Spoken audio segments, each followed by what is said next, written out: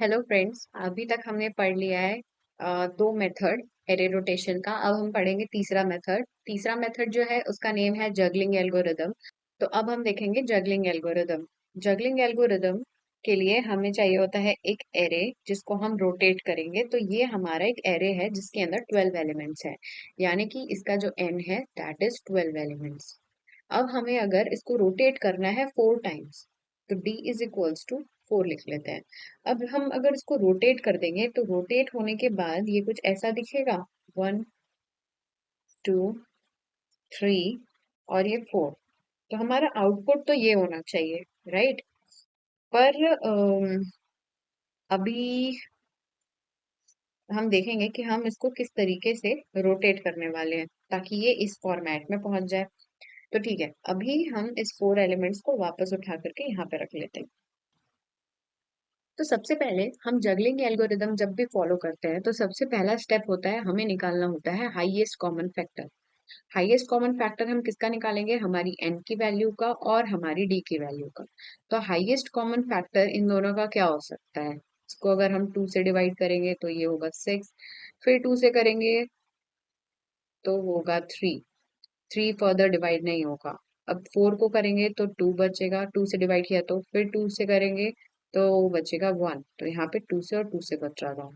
तो अब अगर हम इसका कॉमन मल्टीपल निकालें तो आप देख रहे थे कि 12 के केस में आ रहा था, 12 के केस में हमारे पास आ रहा था 2 × 2 × 3, और 4 के केस में हमारे पास आ रहा था 2 × 2, राइट। तो इसमें जो कॉमन है, हाईएस्ट कॉमन फैक्टर, वो क्या हो गया? 4 हो गया। तो दैट मीन्स 4 जो है हमारा HCF है। तो HCF इज इक्वल्स टू 4। जब भी हम HCF निकालेंगे उसके बाद हम डिसाइड करेंगे कि ये एरे को हमको कितने भागों में तोड़ना है जगलिंग एल्गोरिदम परफॉर्म करने के लिए। तो अब हमारा आंसर आया है 4। तो ये हम 4 भागों में डिवाइड करेंगे इस तरीके से। ठीक है, यहाँ तक आई थिंक क्लियर हो चुका है। अब हमें क्या करना है कि हम सब ये भाग हो गया, ठीक है। एक भाग, तीन, दो भाग और ये तीसरा भाग जिसके अंदर 4 4 एलिमेंट्स है। अब हम क्या करेंगे? हम शिफ्टिंग करना स्टार्ट करेंगे।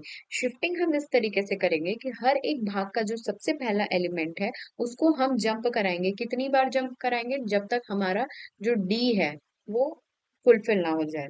तो सबसे पहले इस एलिमेंट को स्टोर कर देते हैं टेम्प में, ठीक है। तो ये हो गया हमारा फर्स्ट स्टेप, ठीक। अब स्टेप 2 क्या होगा? ये उठ करके आ जाएगा यहाँ पे, ठीक। टेम्प में हमने इसलिए स्टोर किया था, अभी हमने लेफ्ट शिफ्ट करना है ना, इसलिए हम इसको पीछे लेके आ रहे हैं। मैंने जो आपको एग्जांपल बताया था वो राइट शिफ्ट का था। राइट शिफ्ट भी हम कर सकते हैं, बट अभी हम पढ़ रहे हैं कि कैसे हम रोटेशन करते हैं यूजिंग लेफ्ट रोटेशन। तो इसलिए हमने सबसे पहला एलिमेंट जो है वो टेम्प को दे दिया ताकि हमारा यहाँ वाले इंडेक्स की वैल्यू जो है वो लॉस्ट मत हो जाए। फिर मैंने फिफ्थ को उठा करके यहाँ पे रख दिया। अब फिफ्थ की जगह पे एक वेकेंट है, यहाँ पे खाली स्पेस है। तो पहला स्टेप था ये यहाँ से यहाँ गया, फिर दूसरा स्टेप था ये यहाँ से यहाँ गया। तीसरे स्टेप में इस वाले भाग का पहला एलिमेंट हम रख देंगे उठा के यहाँ पे, इस भाग के पहले एलिमेंट पे। तो ये हो गया हमारा थर्ड स्टेप। अब यहाँ पे खाली है पोजीशन, तो हम इसको फुलफिल कर देंगे वापस से 1 को उठा करके यहाँ पे, दैट इज फोर्थ। तो हमने 4 स्टेप किए। 4 स्टेप क्यों किए? क्योंकि हमारा जो डी है वो यहाँ पे 4 है। पर इसका जो फर्स्ट स्टेप और जो इसका लास्ट स्टेप होगा, फर्स्ट स्टेप और लास्ट स्टेप जो होगा वो होगा एक वैल्यू टेम्प में स्टोर करना और टेम्प से वापस हमारे लास्ट वाले पे, इंडेक्स पे। अब हम आ जाते हैं अपने भाग के, तीनों भाग के सेकेंड एलिमेंट पे। अब हम सेकेंड एलिमेंट को शिफ्ट करेंगे। तो सेकेंड एलिमेंट को सबसे पहले हम टेम्प में डालेंगे। ये हो गया हमारा फर्स्ट स्टेप। दूसरा स्टेप हो गया, इस 6 को उठा करके यहाँ पे डाल देंगे, सेकेंड स्टेप। फिर इसको फिल करने के लिए यहाँ पे इसको डाल देंगे, दैट इज सेकेंड स्टेप। और ये 2 को हम वापस उठा करके डाल देंगे सेकेंड प्लेस पे। तो ये हो गया हमारा फोर्थ स्टेप। ये हो गया दूसरा साइकिल कंप्लीट। अब हमें कितनी बार साइकिल को करना था रिपीट? जब तक हमारा जो वैल्यू है वो d इक्वल्स टू 4 ना पहुंच जाए। तो अभी हमने 4 बार हमने 2 बार हमने कर लिया, अब हम फिर से रोटेट करेंगे। अब हम सेम करेंगे थर्ड के साथ। तो थर्ड वाला आ गया टेम्प में, इसका थर्ड एलिमेंट उठ के आ गया यहाँ पे, इस वाले भाग का थर्ड एलिमेंट उठ के आ गया यहाँ पे, ठीक है ना। अब ये वाला जो थर्ड है वो आएगा यहाँ पे, ये हो गया हमारा तीसरा रोटेशन। और जो चौथा होगा वो होगा 4 यहाँ पे आएगा, 8 यहाँ आएगा, 12 यहाँ आएगा, 4 वापस यहाँ आ जाएगा। तो हमने देखा था स्टार्टिंग में कि जब हम इसको रोटेट कर देंगे तो हमारा एलिमेंट ऐसा ही दिखने वाला था। ये चारों पहले फर्स्ट में थे, फिर जैसे ये रोटेट हुए ये 4 बार नीचे आ गया और हमारा जो एरे है वो हो चुका है सॉर्ट। तो यही होता है जंगलिंग जगलिंग एल्गोरिदम में। जगलिंग एल्गोरिदम में क्या होता है, हम एक इंडिपेंडेंट साइकिल बनाते हैं और जिसके थ्रू हम रोटेशन करते हैं। जैसे कि 5 को मैं कितनी बार भी रोटेट करूं ये वापस यहाँ आ जाएगा, राइट। तो इस तरीके से ही हम जगलिंग एल्गोरिदम परफॉर्म करते हैं। ओके, तो अब हम देखेंगे इसकी कोडिंग इम्प्लीमेंटेशन की कैसे हम इसको कर सकते हैं। तो हमने सपोज यहाँ पर ले लिया है ये एक एरे, ठीक, 6 एलिमेंट्स का एरे। तो हम ये हटा देते हैं, 6 ही लेते हैं अभी जब हम एग्जाम्पल में 6 ले रहे हैं तो। ओके, अब हमें इसे कितनी बार रोटेट करना है वो देख लेते हैं। हमें इसको रोटेट करना है 2 टाइम्स, ठीक है।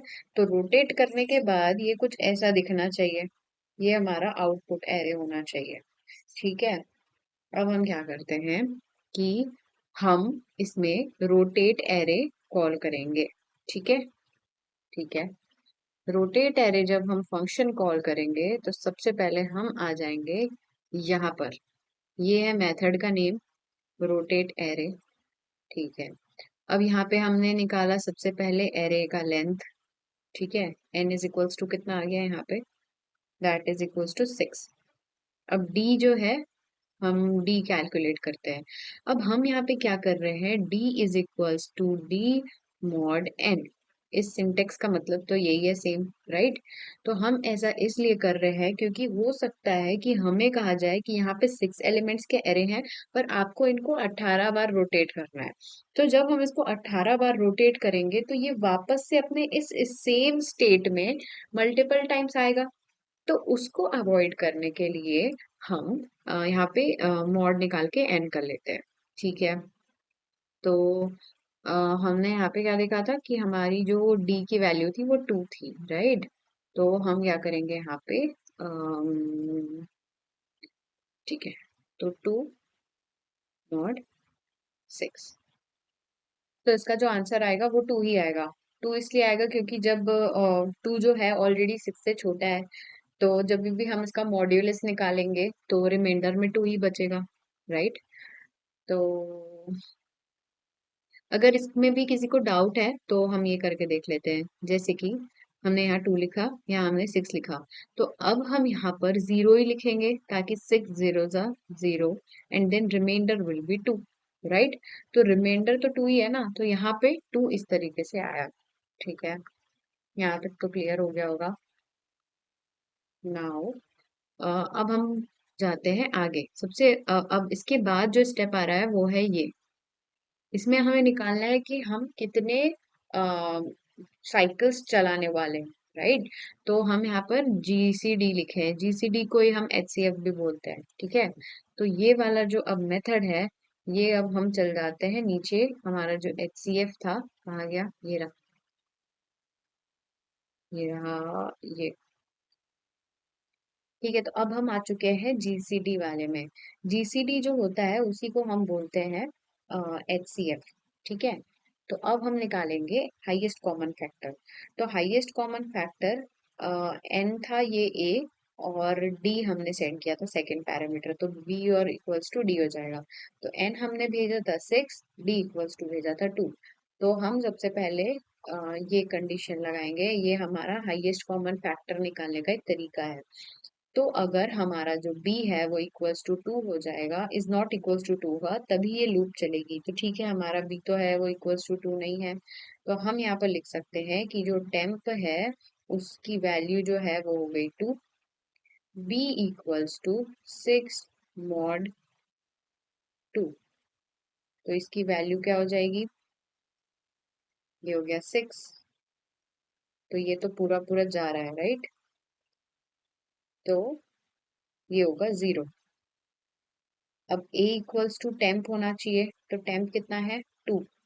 ठीक है, तो अब ये वापस से ऊपर जाएगा और चेक करेगा वाइल लूप। वाइल में लिखा है b इज इक्वल्स टू 0 है या नहीं, चेक करना है। तो अब तो हमारा जो b है वो इक्वल्स टू 0 हो चुका है।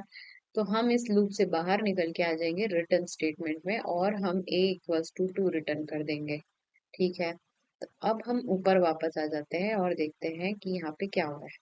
तो जो कितनी साइकिल चलनी चाहिए इसकी वैल्यू हमारे पास क्या आ गई, 2 आ गई। यानी कि हम ये जो हमारा एरे है इसको हमको दो भागों में डिवाइड करना है। ठीक है, एक हो गया ये और दूसरा हो गया ये। ठीक है, अब हम क्या करेंगे, एक लूप चलाएंगे। ठीक है, ये रही हमारी फॉर लूप। ठीक है, अब ये फॉर लूप जो है वो i इक्वल्स टू 0 से लेकर i इक्वल्स टू साइकिल्स मतलब कि 2 से एक नीचे चलेगी। यानी कि हमारा साइकिल का वैल्यू जो है वो है 2। ठीक है, तो i की वैल्यू जब तक 2 से स्मॉलर है तब तक चलेगी ये साइकिल। ठीक है, यानी कि दो बार चलेगी। एक तब जब i इक्वल्स टू 0 होगा और दूसरा तब जब i इक्वल्स टू 1 होगा। तो हम लोग देखते हैं सबसे पहले i इक्वल्स टू 0 में क्या आ रहा है। तो i इक्वल्स टू 0 में जो हमारा स्टार्टिंग एलिमेंट हो जाएगा, int start element is equals to array of i। ठीक है, ये स्टार्टिंग एलिमेंट हमने एक वेरिएबल ले लिया है। ठीक है, जिसपे हम वैल्यूज को स्टोर करने वाले हैं। तो ठीक है, तो स्टार्टिंग एलिमेंट करके एक वेरिएबल है। तो ठीक है, सपोज हम कर लेते हैं, यहाँ पे मैंने टेम्प ले लिया था, हम यहाँ पे स्टार्टिंग एलिमेंट ले लेते हैं।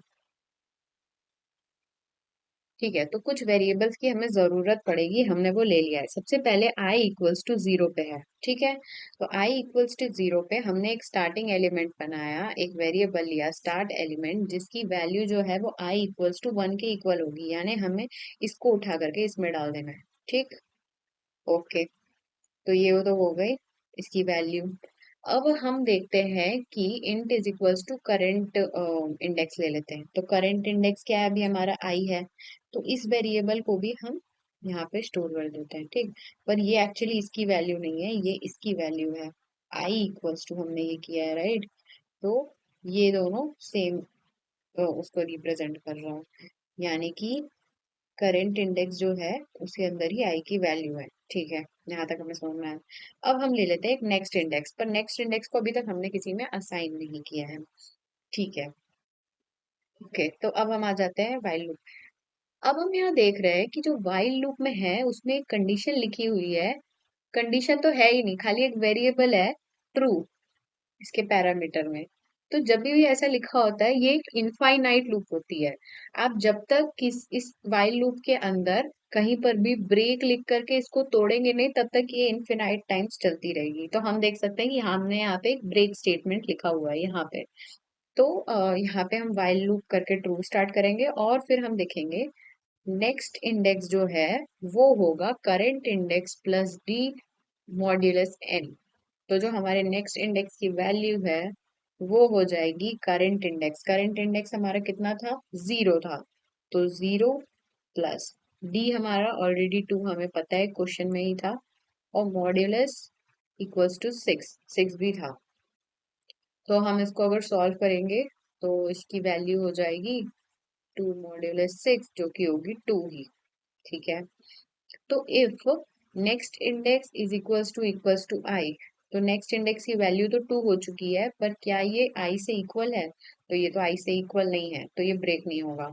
ठीक है, अब हम निकालेंगे index of current index is equals to, अब हम यहाँ पे लिखा है एरे ऑफ करंट इंडेक्स जो है वो इक्वल टू हो जाना चाहिए एरे ऑफ नेक्स्ट इंडेक्स। ठीक है, तो जो एरे ऑफ करंट इंडेक्स है यानी कि ये हो जाएगा नेक्स्ट इंडेक्स के एरे के इक्वल, यानी कि इस वन को हटाओ, इसको यहाँ पे रख दो। अब ये वन कहाँ है, ये वन इसके साथ था start element. Start element index value store नहीं कर रहा था, एरे की जीरोथ वैल्यू को स्टोर कर रहा था। तो ये अगर उड़ के जाएगा तो अब ये कहीं चला जाएगा, यहाँ पर है ये, और इसकी जगह हमने ये डाल दिया। ठीक, ठीक है। तो ये हो गया। अब जो करंट इंडेक्स है वो हम नेक्स्ट इंडेक्स के बराबर कर देंगे, यानी कि 2। तो ये और ये इक्वल होगा। ठीक है, यहाँ पे अभी भी एक वेकेंट स्पेस खाली है, ये हमें याद रखना। ठीक है, ठीक है। अब हम वापस से while लूप चलाएंगे, यहाँ पे देखेंगे नेक्स्ट इंडेक्स की वैल्यू क्या होगी। तो नेक्स्ट इंडेक्स की value equals to current index, current index अभी 2 है। ठीक है, तो 2 plus D equals to 2 mod 6। तो ये हो जाएगा 4 मॉड 6 इज इक्वल्स टू 4। ठीक है, तो अब जो हमारा नेक्स्ट इंडेक्स है वो उठ के आ जाएगा 4 पे। तो 0 1 2, यहाँ पे क्योंकि ये खाली था, और ये 3, और ये 4। ठीक है, तो हमारा जो नेक्स्ट इंडेक्स हो गया वो हो गया ये। आई होप यहाँ तक की कोई कंफ्यूजन नहीं होगी। ठीक है, तो ये हो गया। अब हम चेक करेंगे कि क्या एक नेक्स्ट इंडेक्स से इक्वल है। तो ये आई से इक्वल है या नहीं, तो ये दोनों इक्वल तो नहीं है। ठीक है, तो ब्रेक स्टेटमेंट नहीं चलेगा। अब हम आ जाते हैं एरे ऑफ, इसमें हाँ, तो एरे ऑफ करंट इंडेक्स जो है वो करंट इसके इक्वल होगा। ठीक, तो ये वाला एलिमेंट टूट के चला जाएगा यहाँ पे। ठीक है, अब यहाँ पे एक खाली स्पेस बच गई है हमारे पास। फिर हम क्या करेंगे, वापस से लूप चलेगी, फिर हम करंट इंडेक्स जो है उसको इक्वल कर देंगे नेक्स्ट इंडेक्स के। तो ये हो गया इक्वल। ठीक है, current index is equals to next index. अब ये यहाँ पे आ गया। ठीक है, फिर से हमारी लूप चलेगी while लूप, इसमें फिर हम कैलकुलेट करेंगे नेक्स्ट इंडेक्स। तो अब जो नेक्स्ट इंडेक्स की वैल्यू आएगी वो होगी करंट इंडेक्स, यानी कि 0 1 2 3 4, यानी कि 4 प्लस 2 मॉड 6। तो ये होगा 8 मॉड 6 इज इक्वल्स टू 2, 2 बचेगा। ठीक है, तो हम वापस चेक करेंगे कि क्या हमारी नेक्स्ट इंडेक्स की जो वैल्यू है वो इक्वल्स टू आई है। तो अभी भी नहीं है। तो हम आ जाएंगे कि एरे ऑफ करंट इंडेक्स, यानी कि ये वाला जो इंडेक्स का वैल्यू है इसको हम लोग कर देंगे। सॉरी, जब ये करंट इंडेक्स 2 हो गया था तो इसको उठा करके हमें यहाँ पे डालना था 0 1 2, ये यहाँ पे आता। ठीक है, तो अब ये वाली जो वैल्यू है इसमें फिल करने के लिए इसको उठा के हमें यहाँ पे डालना है। ठीक, ठीक है।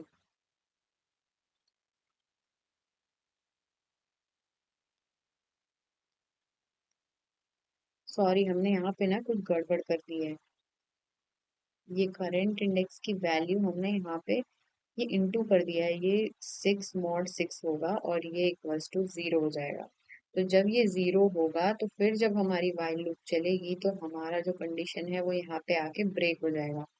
जैसे ही ये ब्रेक होगा तो फिर हम एरे ऑफ करंट इंडेक्स, जो कि यहाँ पे 0 आ चुका था ये, ठीक है, ये रहा ना, ये सॉरी सॉरी, नेक्स्ट इंडेक्स 0 आ चुका था। ठीक है,